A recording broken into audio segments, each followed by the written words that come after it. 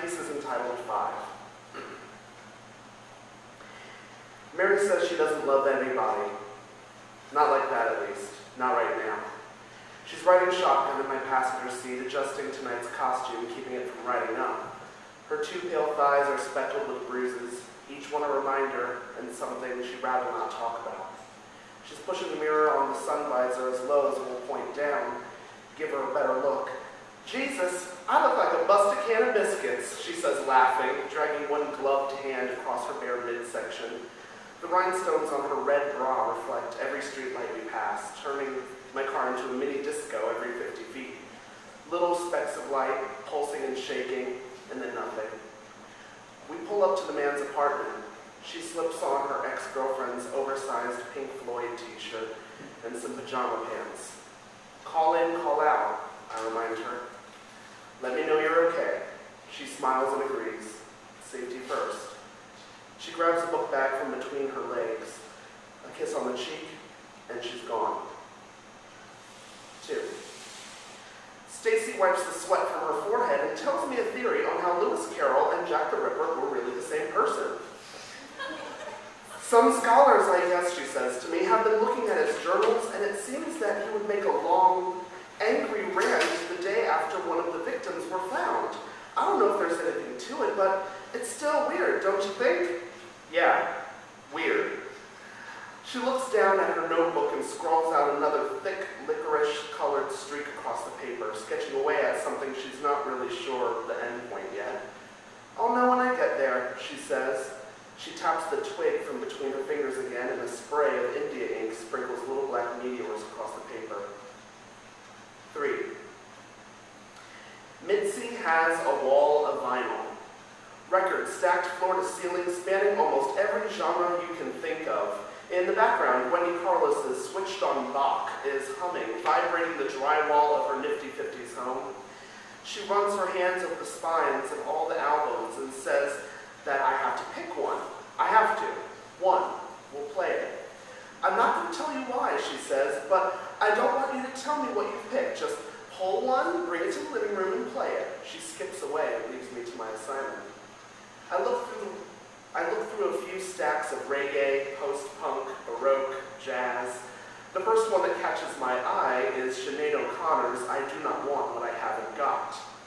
I play along, hug Sinead's bald face to my chest, and wander out to the record player. I quietly slip it onto the spindle and let her spin. Sinead's soft voice starts reciting the Serenity Prayer, meaning every word, every damn letter. The gravitas is as thick as her accent. I laugh at the unintentional camp, and Mitzi jumps to her feet, clapping. Yes, yes, oh God, I love this record, she yells with delight. I know you love it. You own it, I say, smiling back. We sing along to every lyric, exchanging exaggerated glances with every bitchy comment about Margaret Thatcher, doing interpretive dance and rolling around on the carpet to Nothing Compares to You. We take a breath and flip to side 2. This album represents you, Mitzi says to me. I wanted you to randomly choose one because whatever you chose would tell me about all you are. I scoff and try to think about what Sinead O'Connor and I have in common, but don't really gain any traction. Maybe if I was drunk, but not tonight. 4. Helen gives me a hug and thanks me for coming over. She needed help pulling up the carpet in her dead mother's house. It's been 3 months, she tells me, and my realtor says if we reveal the terrazzo floor underneath, I might get a better offer. 3 months isn't very long. 3. Helen's barely 21 and her mom was all she had. 3 months to process the death of the person who changed your diapers. You then have to move out, clean up, give your childhood away to charity, and pretend everything's okay. Yeah, getting rid of dirty carpet kind of falls to the bottom of that list. We strap on respirators she borrowed from a friend and start picking away from one corner out. We talk about everything except for the big emotional pink elephant in the room. I awkwardly try to steer the conversation. Is there anything you'd like to talk about? You know, all the mom stuff. She pauses, glances away, and blurts, Well, it's been a challenge, but c'est la vie.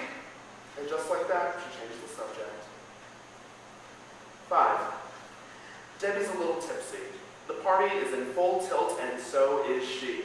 The room is crowded as she leans in and tells me she needs me to meet her new boyfriend. Quote, "You always can tell if they're an asshole, and I trust you," she says.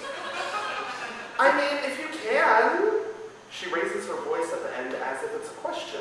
She shifts her weight to one foot and gives me a shy, tilted smile. It's the look a little girl would give her father. A "buy it for me, Daddy" glance. Works with guys, and I'm a guy, and it should work, right? She skips away, gesturing for me to follow her into the other room. She pulls a young man over by his wrist. I immediately see the tired resentment behind his eyes.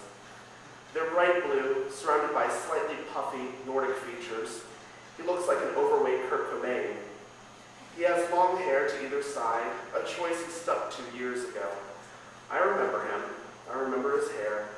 I remember it being like a curtain when he leaned in and kissed me last New Year's. I remember the whispers, the confessions. The way he saw the phrase "married with children" not as a sitcom anymore, but a death sentence. Something he didn't want to end up doing, but felt like he was being slingshot towards anyway. I don't know if he remembered me, but I sure remembered him.